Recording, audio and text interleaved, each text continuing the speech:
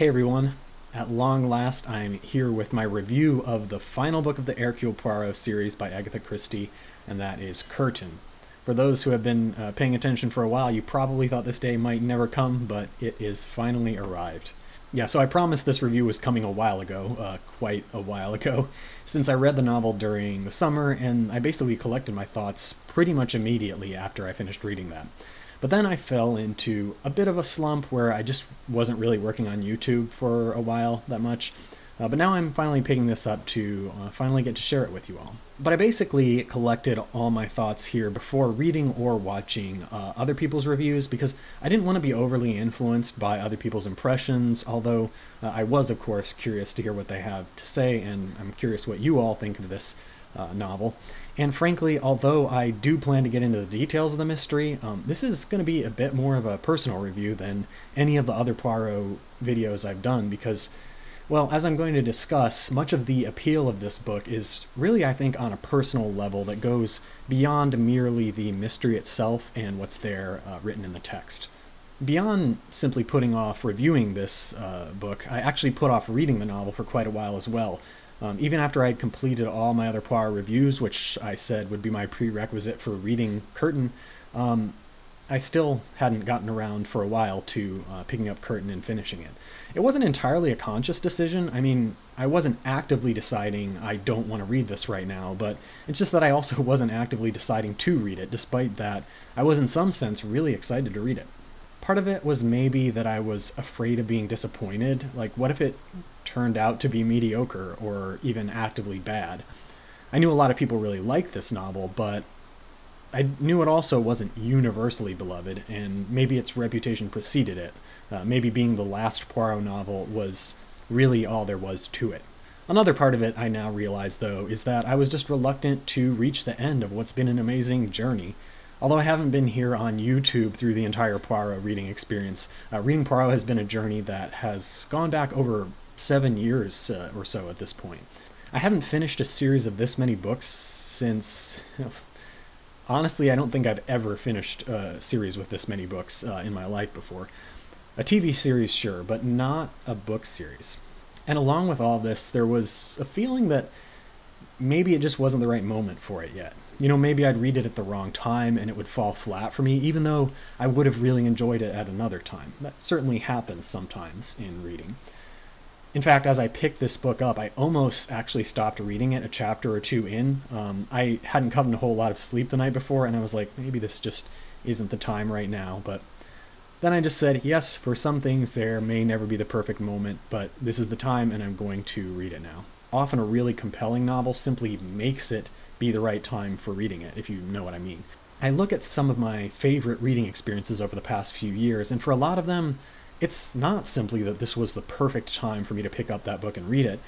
It's that the experience of reading the book colored my overall experience of those few days or few weeks and the world around me that it's hard to imagine there really could have been any other perfect time for reading that.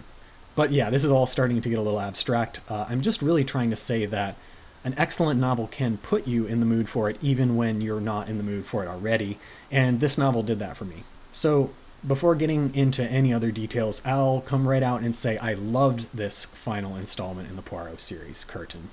Now, I'm going to get more into what happens in the novel itself right now, but I just want to reiterate my view that Curtain, more than any other Poirot novel, is really meant to be personal to the reader. So I'll return later to what this means for me personally. It's not meant to be read by itself just as a story, though it still may be entertaining. But the whole narrative and the themes within it revolve around the very fact that this is Poirot's last case and the end of a journey for him and for Hastings and for us, the readers. And yes, Hastings is once again the narrator in Curtain, despite us not having seen him for a while in the later Agatha Christie novels. And here he is in truly top form, meaning he has the same good heart as always, but also no idea what's going on, and his attempts to investigate may actively interfere with the case just as much as they help things. Also, unlike some of my other reviews, for this review I'm just going to assume from this point forward that you've read Curtain or that you don't mind having it spoiled, because spoilers will abound throughout this entire review. I don't really see any other way I can do it, so you've been warned. Thematically, this is by far one of the strongest novels in the Poirot series. This novel's themes cut much deeper than we see just about anywhere else in the series. The most obvious theme, of course, is a reflection on aging and death. In Curtin, Poirot is nearing the end of his life. He knows, and we take his word for it, that this will be his last case. Most readers, in fact, know even before reading that Poirot must die somewhere in the pages of this book. Fitting then that Christie also waited until her own death was approaching to publish it. Of course, the reflections within the novel were written quite a few years before her actual death, yet far enough along into the writing of the Poirot series and in her own life that the reflections of her characters on death and on life really carry some weight that they might not have carried if coming from a much younger Christie. And these novels have been riddled with murder and death, but no death has affected us as much as we know Poirot's death will, because, and I think this is part of why I was so hesitant to read and why some fans refuse to read it entirely, it will feel like a small part of us has died too once we reach the final pages of this book. So I think the task of this book is to show us that paradoxically, through the loss of Poirot and the end of this series, we have still gained something as well through this loss. That loss may be inevitable, but that this is no reason for total despair. And for me, Christie really achieves that here in Curtin. In particular, we experience this lesson through the eyes of Hastings. You see, a beautiful dimension of this novel is that for Hastings himself, he is also basically thinking that his life is pretty much over here, that his best days are past him now. His wife has died recently, and this has been a devastating blow to him. But Hastings learns throughout the novel, and hopefully we experience as well, that this really doesn't have to be the end. More than in any other novel he narrated, Hastings really is meant to be a stand-in for the reader here. It's marvelous work by Christie in that here she is clearly saying, you readers are like Hastings. While it's the end of Poirot, and it's even the end of me, the author, it doesn't have to be the end for you. And this theme comes up through certain other characters in the book as well. It's a recognition that as I'm learning myself at this point, it's easy to look at where we are in life and worry that the best is past or that we've crested the hill or whatever. And the funny thing is that whether you're 20 years old or 30 years old or 80 years old, you're not immune to this kind of thinking, but it's really not true, at least not in any absolute sense.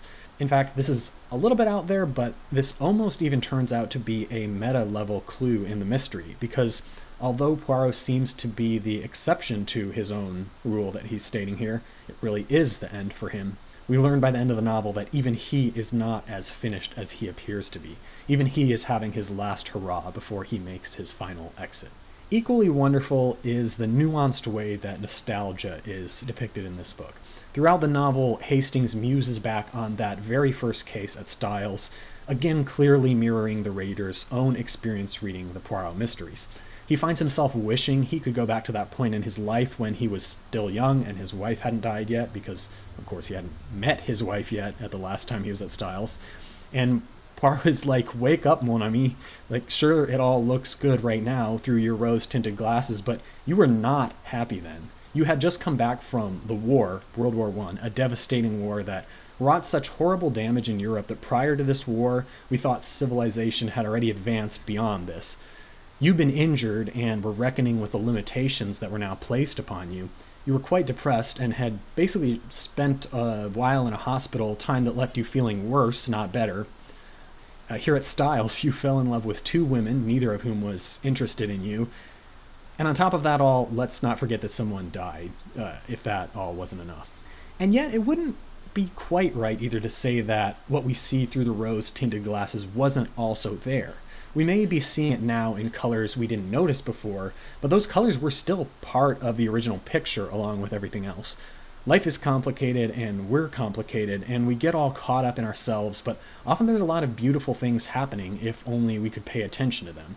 But sometimes we don't pay attention to them until after they're past, and until we've forgotten the bad things, or downplayed them, or just aren't dwelling on them right now, maybe rightfully, because our brains have decided that they're less important to us or less true than the good things that happened there as well, which we can only see in hindsight now that this experience is already past us. In fact, I will digress into a personal story right here because, like I said, that is really what this novel is all about for me. So I have this significant piece of artwork hanging in my apartment. It's called Zorba. It's a picture of a fishing boat, and my sister drew it about 6 years ago when we were visiting Greece together. We decided it would be fun to travel somewhere together. She'd traveled a bunch before, but it was my first time ever in Europe, and my first time out of the US in probably over 10 years. A much-needed break from my PhD studies, theoretically. Beautiful sunshine, beaches of pristine, warm Mediterranean water, what I now think of, in fact, when I read Triangle at Rhodes or Evil Under the Sun. Archaeological sites, delicious Greek food, Kalamata olives, and all that. The only thing is that vacation was honestly the worst week of my life. Not long after arriving, I realized I was pretty much in the middle of a nervous breakdown, and the whole stress of traveling and being in a foreign, unfamiliar place had kind of triggered this to the point where I basically wasn't even functioning properly. I was panicking, having constant anxiety attacks. We actually decided to come home a couple days early. So on the final day of that trip, well, first I had a panic attack, luckily one of the few full-blown panic attacks I've ever experienced in my life. But then after that, I felt quite good and relieved for a little while because, at least in many cases, after a panic attack, the experience of realizing that you're not actually dying and your life isn't completely falling apart is quite a relief. In fact, it's such a relief by comparison, and you've completely exhausted all of your stress hormones to the point where you're actually feeling pretty good for a while. Until gradually things balance out again, or, well, they rebalance to the state that you were in before panicking, but then they're a little worse now because on top of everything you were dealing with already, you now have the baggage of that panic attack to deal with on top of all the other stuff. So as I just sat recovering from that panic attack, my sister and I were sitting out calmly on a balcony, looking out over the sea, trying to do some drawing, which I hoped would take my mind off of everything else for a while. I was in theory drawing the same boat myself in my own sketchbook, but I only made it as far as like 2 lines, honestly, before getting lost in my ruminations, so that remained an unfinished project. But fast forward maybe 3 or 4 years later to a time when I really was feeling quite a bit better.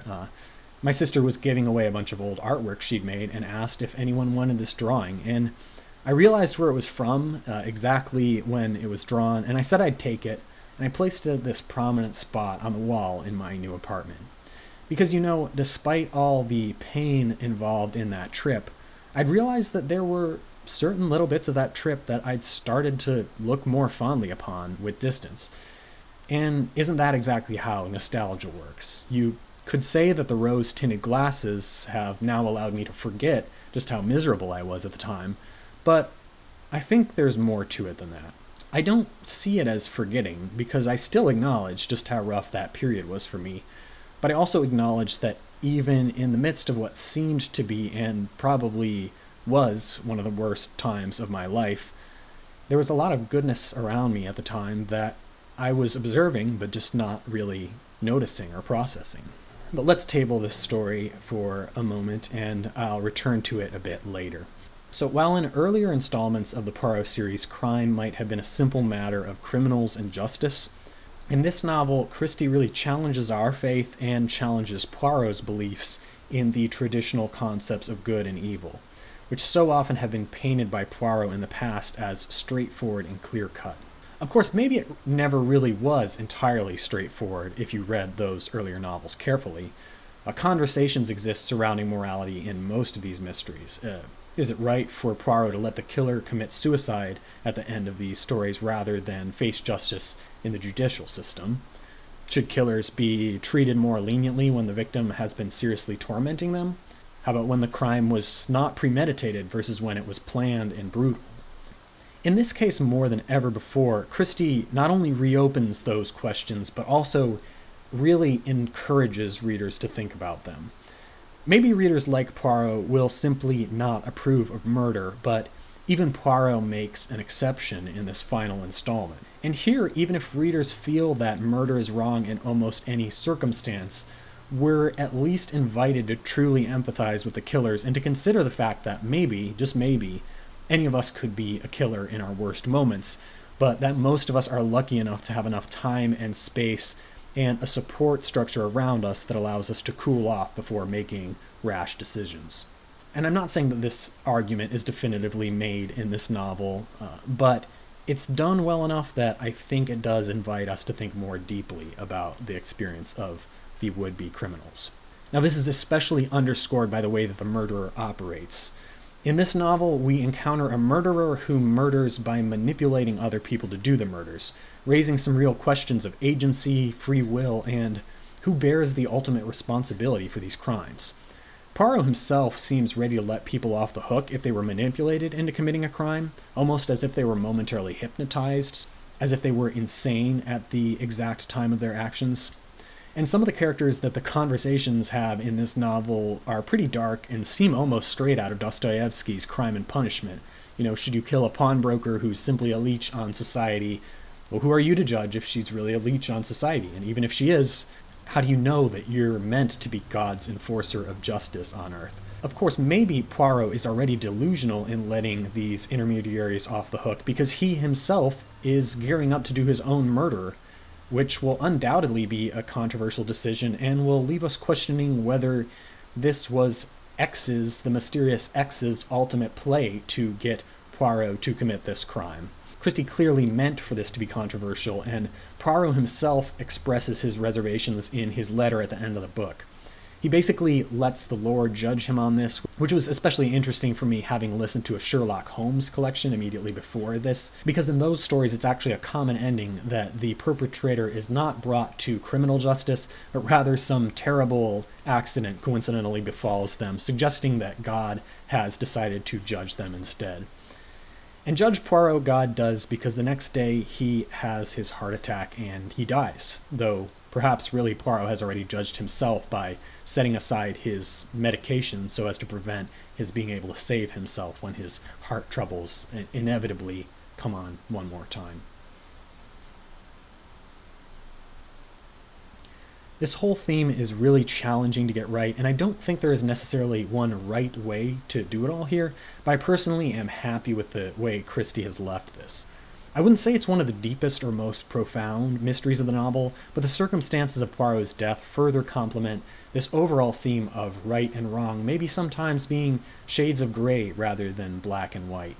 One catch here, though, that I have to point out is that while Poirot's sympathies extend to the killers who are actively provoked into committing their crimes without sufficient time to reflect and hopefully to cool off, his sympathies don't really seem to extend as far as to the instigator himself. X is simply a sadist. The other criminals or would-be criminals are painted as not acting totally freely, or you can at least consider the question, are they acting freely, partially freely, or not freely at all? Whereas X is never questioned to be acting in any way other than one that's fully free, his motivation being that he's a sadist who likes to exert his persuasive influence to ruin others around him. But highly critical readers can still go a step further then and ask, why is X this way? Christie in this book even gives us a sort of answer. Norton, that's X, was laughed at as a child for getting sick at the sight of a dead rabbit, and presumably in other parallel incidents as well. Thus, he wanted to redeem himself, and he found an opportunity to do so by persuading others to do violent acts that he could not bring himself to do. Setting aside the actual psychological plausibility or motivations of this, since I'm really unqualified to comment on that, we can still at least feel a little bit sorry for Norton. Criminals aren't simply born criminals. To be a criminal at all is, in a certain way, to be a victim of some broader powers, even if one still should and must ultimately be held accountable for one's crimes. But this is really getting to the boundary of where we can usually go in detective fiction, and I think it's already impressive just how far Christie has pushed the limits here already. That's a lot of talk about the themes, which I enjoyed enormously. How about the actual mystery and its solution? The development of the mystery plot throughout the book was plenty interesting for me and kept me guessing. One of my viewers described this novel as having a page-turning quality, and that is very true. As much as in any other Poirot novel, for me, the writing and the suspense in this novel is mystery writing at its best. In fact, one of the many genius aspects to this novel is how Christie spends so much time building up the suspense about a murder that is about to occur, with frequent foreshadowing from Hastings, like, I was about to find out just how mistaken I was, end of chapter. And then when the murder actually takes place, it's just an offhand sentence. These were the last words I ever spoke with so-and-so. She was dead when we woke the next morning. Cut to next chapter and we're at the inquest already. This understatement or undertelling of the actual murder scenes is so excellent. So as I approached the end of this novel, I was just thinking, this is so good already. The mystery solution doesn't have to be perfect. Please just don't blow it entirely. And I was happy to find that in this novel, the mystery solution is not perfect, but Agatha Christie certainly didn't blow it entirely. I talked in my review of Elephants Can Remember about how the psycho killer who kills for fun or out of insanity is really just not a satisfying ending to a run-of-the-mill Poirot novel because it's so constantly floated by the police as an unserious explanation that even readers who aren't paying close attention will and should entirely dismiss this suggestion. And here I have to take that back somewhat, because here we are confronted with an honest-to-goodness psycho killer. Yes, here it may still be a stretch, but only a little one. Christie lays the groundwork better for this character by painting him to be an extremely formidable foe and indicating from the start that something very unusual is going on here. That this time Poirot himself is willing to consider the idea that this murderer is psychotic. Although, given that this is what he's telling Hastings, and that we might suspect he's lying to Hastings throughout the book, since he is lying to Hastings throughout the book, we might still have some suspicions about whether Poirot is telling us the true nature of X, or if he's just making up this whole X is a psycho aspect, which I think is a bit of a minor flaw in how the mystery plays out in this book.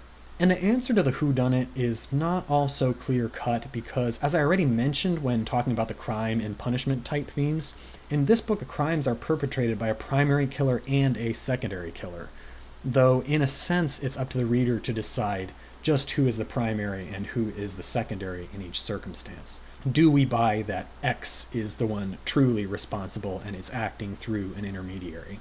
Another thing that really doesn't work out is the whole timing of how Poirot executes his plan of executing X. I don't think it quite works. If we take Poirot at his word that he needed to kill this guy to stop others from being killed, then why do the entire events of this novel take place? Why did Poirot let Hastings, his friend, show up to this incredibly dangerous house party? Why didn't Poirot just shoot his enemy on the first day and then raise up his hands and say, "You got me, I'm done"? Apparently it's to give Hastings a sporting chance, which is a terrible reason to risk other people's lives. Christie basically counts on her readers to be willing to forgive this loophole due to other greatness of the novel and due to the fact that there sometimes are contrived situations and mysteries, and I do forgive this myself, but probably not everyone will. Maybe the best thing I think that can be said of the mystery plot here, though, is that it's bold, almost recklessly so. I really appreciate that the murder was not something that straightforward. Christie took a risk with the whole premise of this one and the solution, a real risk, and one that I think in terms of the mystery solution itself didn't fully pay off, but paid off enough so as to be entertaining and to make a satisfying and really fitting ending to the series. And you know, that's how it should be, because Christie didn't achieve her fame by writing cookie-cutter detective stories. She made her fame by taking risks, and when you ask people their favorite Christie novels, they'll often cite the ones that really tried something different or unusual with the mystery setup. So while this so-called catalytic murderer situation was a little out there to be certain, it was vastly more satisfying to me than a perfectly executed but ultimately conventional puzzle mystery would have been. Okay, though, obviously I didn't figure out this whole secondary murderer shenanigans. I think it would be pretty hard to get this one. Like, you might be able to guess the killer, but I think guessing the motive, which there really isn't one, and the method would be tricky.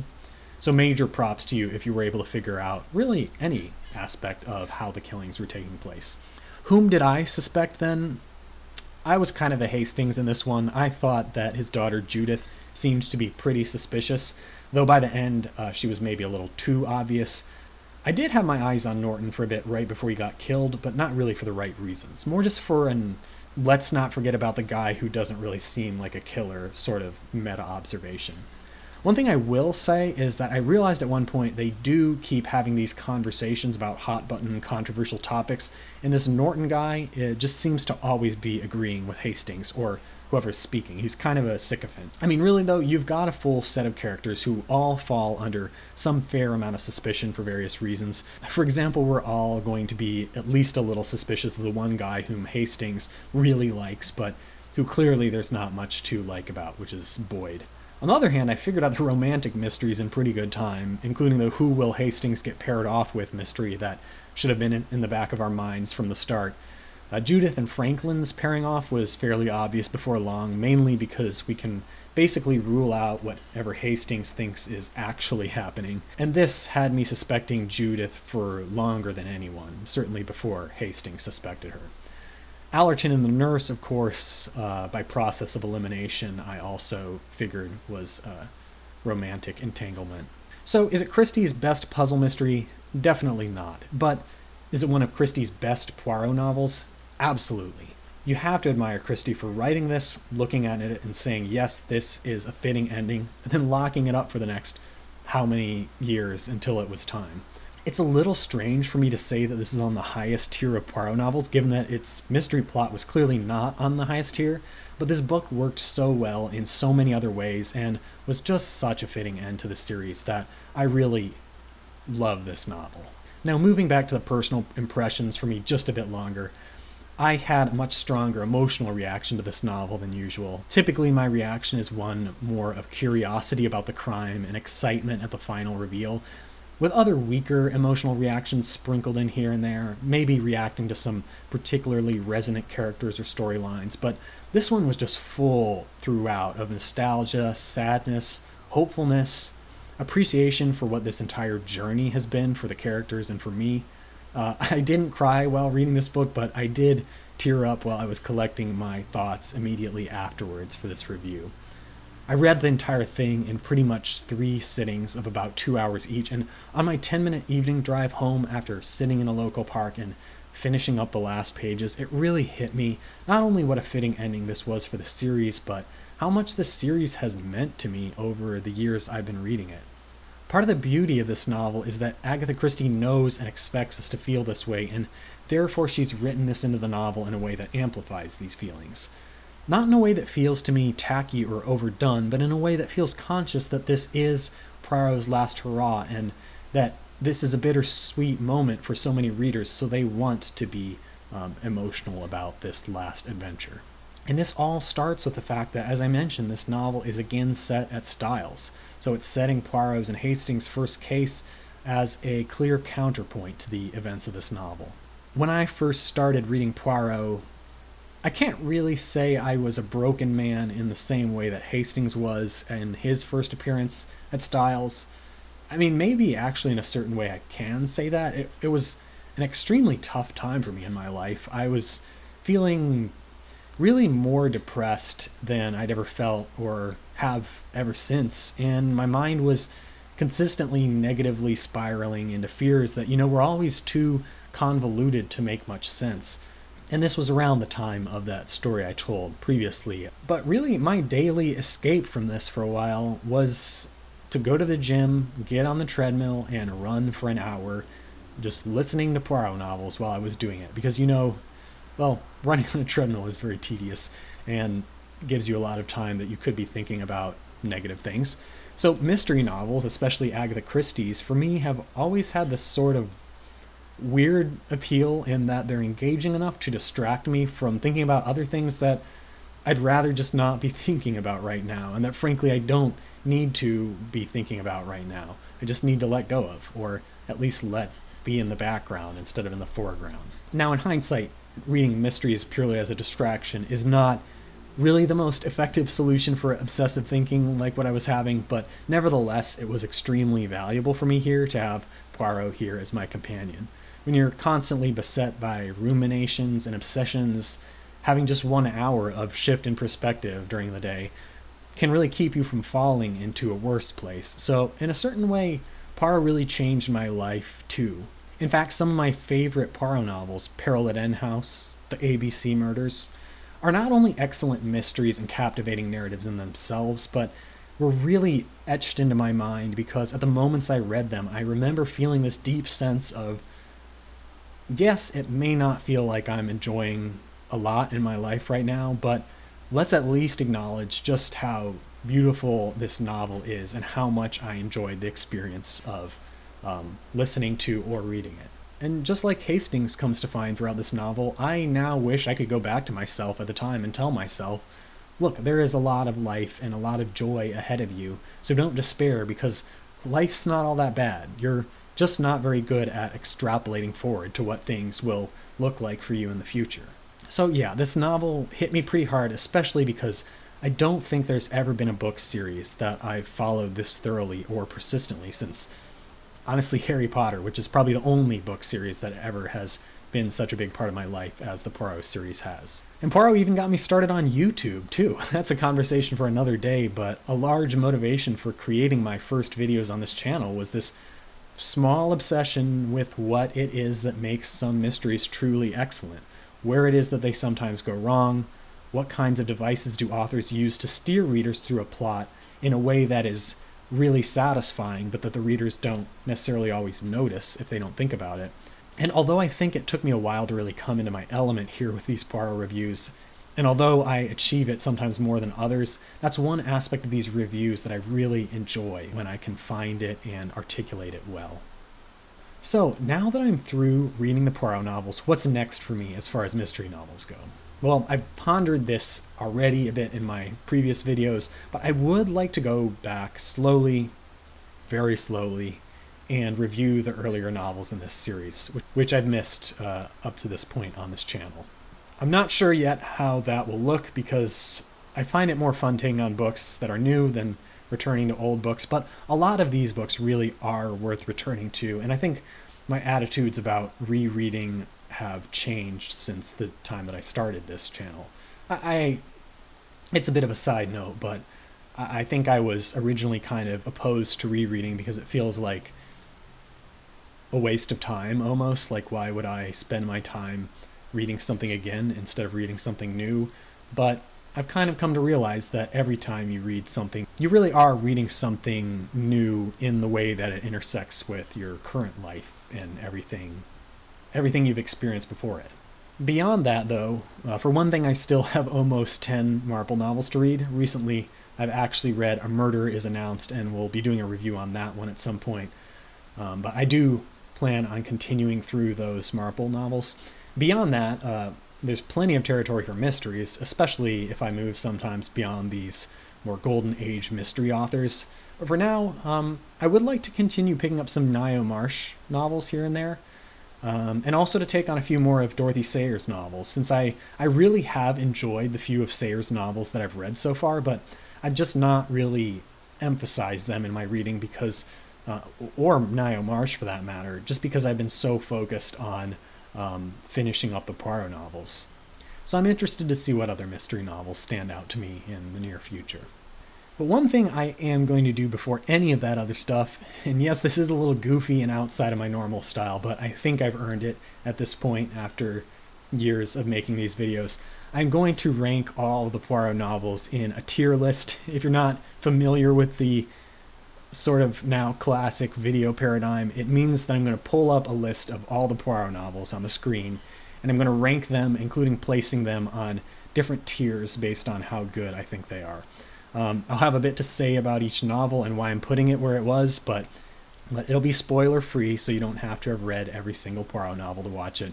And I swear, for those of you who enjoy my non-clickbaity, exhaustive, and dare I say, perhaps even monotonous videos that I normally make, it isn't going anywhere, but I just think this will be fun. Hopefully, it'll be fun for me, and I hope that some of the mystery viewers will enjoy this one as well. So that's what's coming up. It's the end of the era, in a sense, but it's the start of a new one, too, in other ways. So thanks for watching this very special Poirot review, and until next time, happy reading.